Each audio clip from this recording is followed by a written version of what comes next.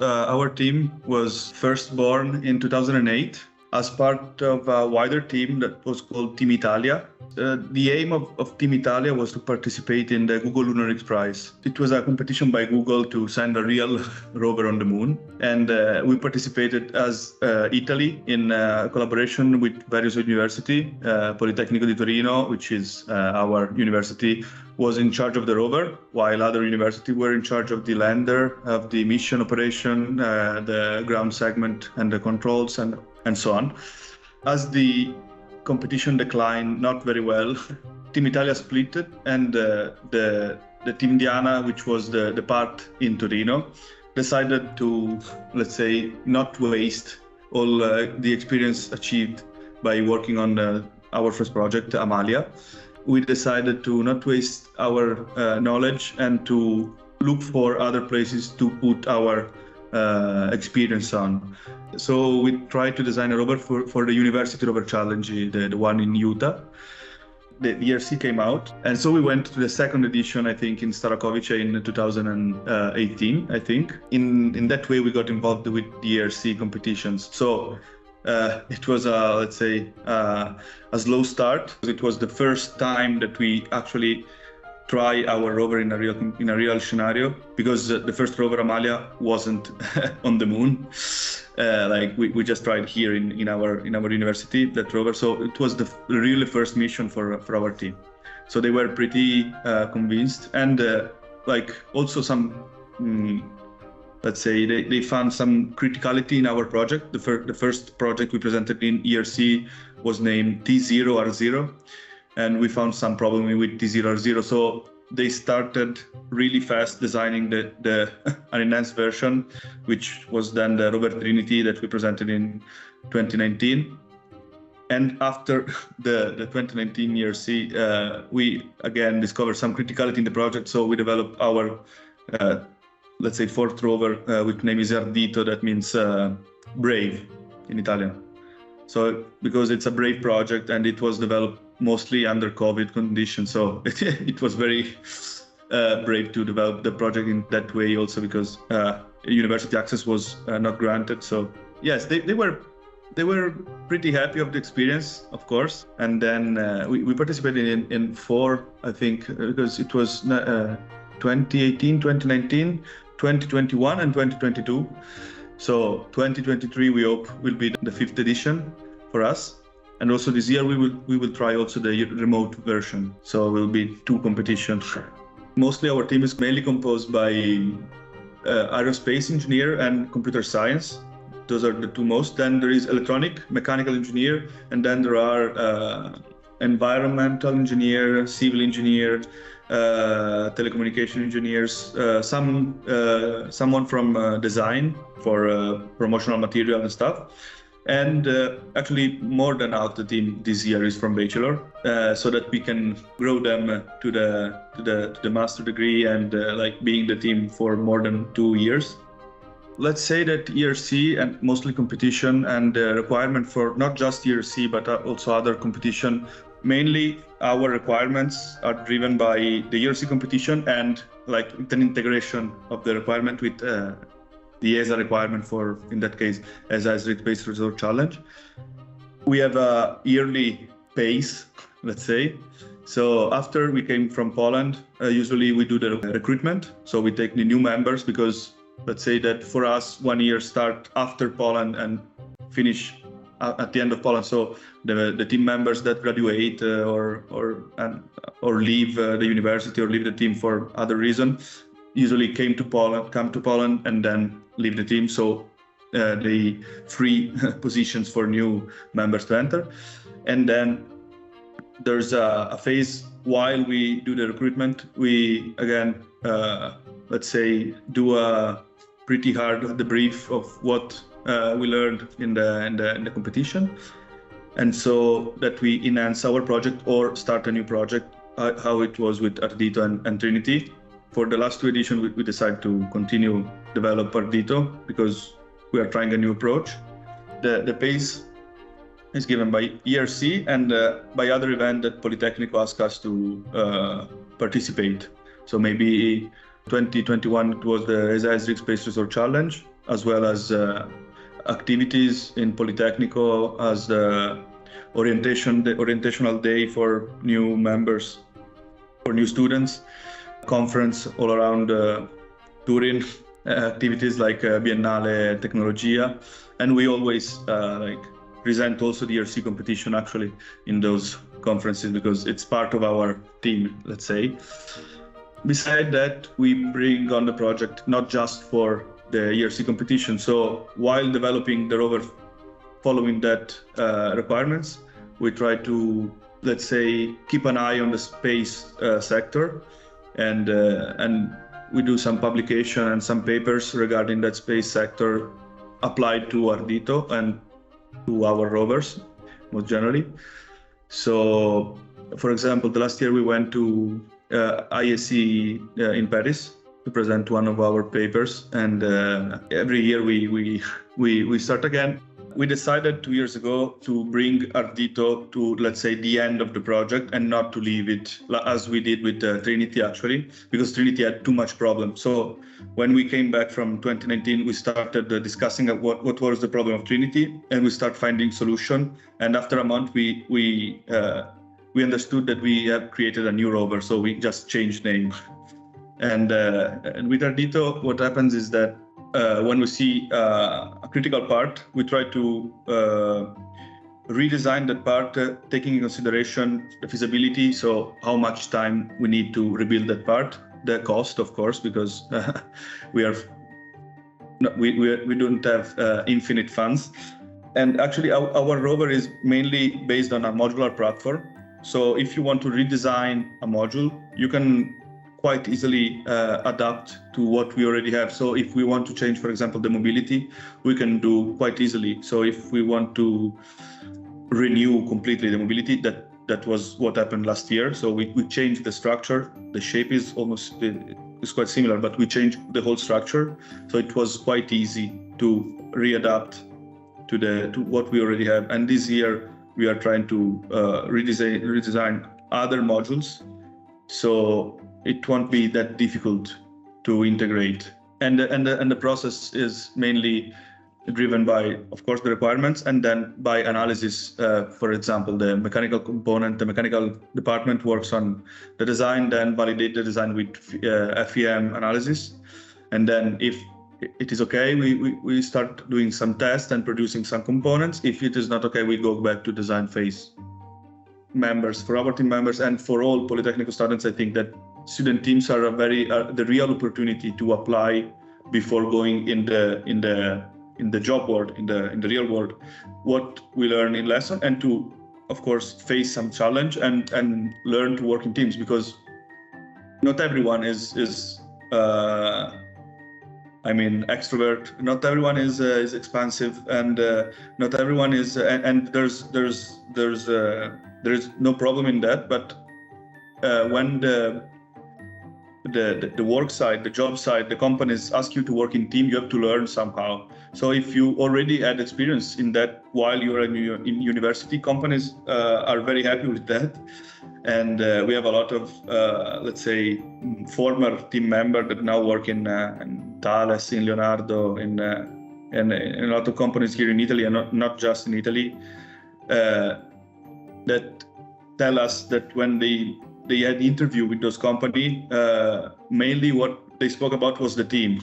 And beside the work part, it's also a matter of passion, and to bring together something with other people with the same passion. The cooperation and the climate, how it feels to be in that situation with all other teams from all over Europe, and not just Europe, doing the same thing, that is really surprising. And the bond that you can create with people really far from you. Like, for example, on the last day, we had a basketball challenge with the Spanish, with the Spain guys, and it was fun. And it's not. I mean, for me, it wasn't granted that this in a challenge maybe you can think that you can have some hostile environment. Yes, environment was the word. So you can think of some hostile environment, and what we found was the opposite. So we found some friends, and like each one with his rover, and that was, for me at least, the big surprise, the biggest surprise. Right before the probing task, as I was saying, it was like raining in the night. We didn't sleep to, let's say, try to fix something in the arm for like putting probes. And actually, we managed to do a pretty good work, because the arm had some problem before coming to DRC due to some retards and shipping and all the other stuff that we were involved during the year. So we were trying to fix something on the arm, and then there were some team member. We didn't sleep from probably, I don't know, 30 hours or so. So we were very tired, and they were starting to spread the idea to not attend the task and to go to sleep, just go to sleep, which is, yes, good for the body, but you are here to do other things. You are here to participate in a challenge. So why did you came if you don't want to participate? And it wasn't that they didn't want to participate, of course. It was just the morale going down and down. So there was some very bad minutes in which every team members was realizing the idea that we could not participate. And so I also was very, very tired. So me and other older member of the team spoke and say what we are coming here for, what you came here for. So we want to participate or not. So we decided together that we have to, let's say, decide for the team. We decided to act, and so we just said we don't want to score any points. We just want to be in the field, because we came for being in the field. If we lose point because we're not ready, it's okay.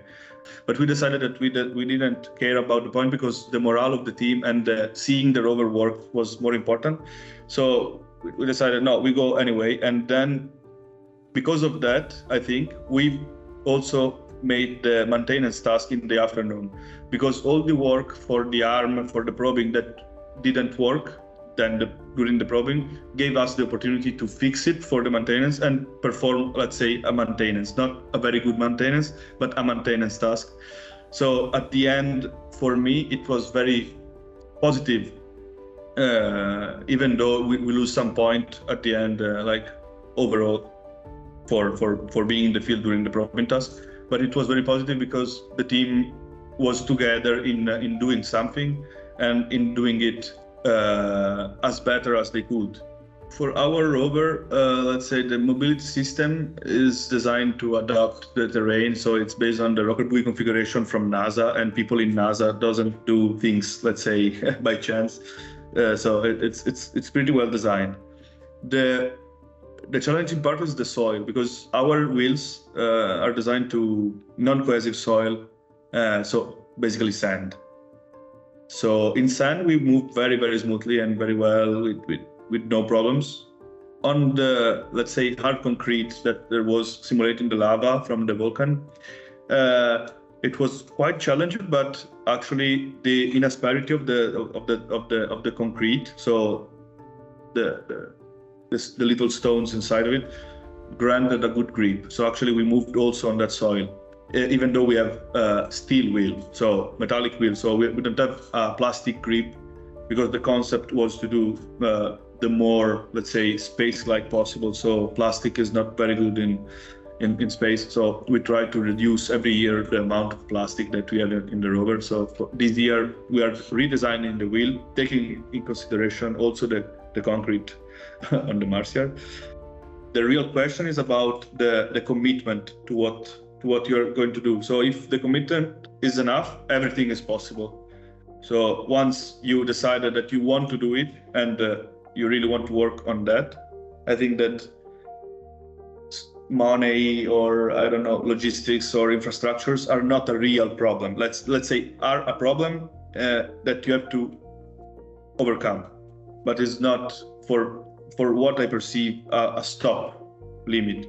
So if you have a team of passionate people that want to commit on that, there are no real problem in doing it. And then every problem can be solved. I don't know, money can be solved with sponsors, not just in your city. Maybe there are international sponsors that can help you.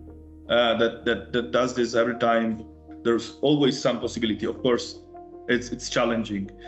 Also for us, we're challenging at the start of the team because when we born in 2008, there wasn't student team, so we were probably the first in Polito in our university, and then everyone come like think out of the box from one side, but from the other side, you have to, for my opinion, have a very good and very concrete organization and concrete procedures in doing things, also in thinking out of the box, because otherwise you will be lost in a lot of possibilities and stuff. And we all are, the more members you have, the more difficult it is to collect everything together.